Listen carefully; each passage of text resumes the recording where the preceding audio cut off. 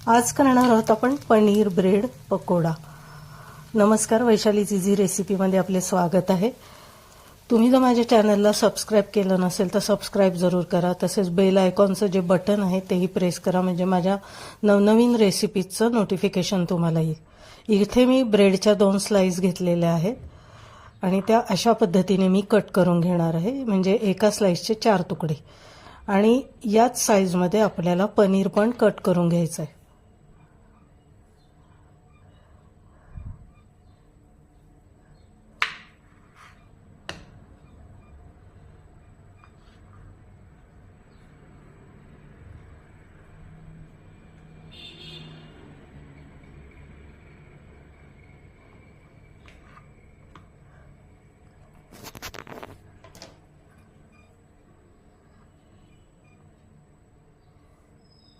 ब्रेडच्या आकारातच मी paneer cut केलेलं आहे आणि आता मी 2 ब्रेडमध्ये पनीर ठेवून घेतलेलं आहे।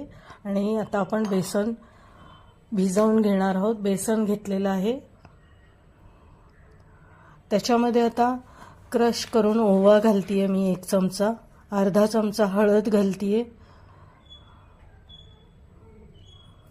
1 चमचा चिली फ्लेक्स घातलेला आहे, आलं लसूण पेस्ट अर्धा चमचा, चवीनुसार मीठ आणि पाव चमचा खाण्याचा सोडा घातलेला आहे।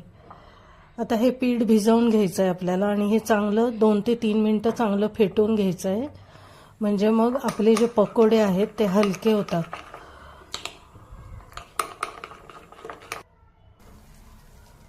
तेल आता गरम झालेलं आहे।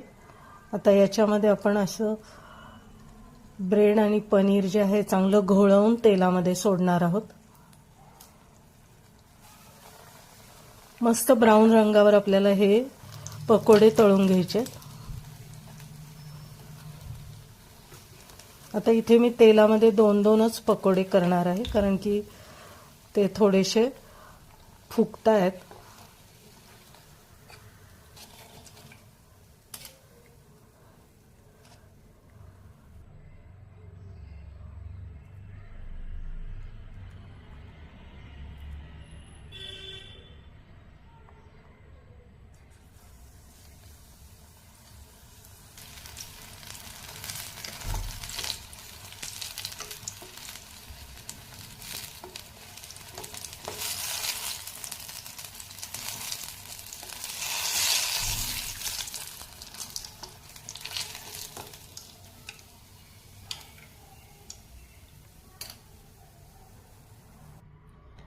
ब्रेड पनीर पकोडे आपले तयार झालेले आहेत।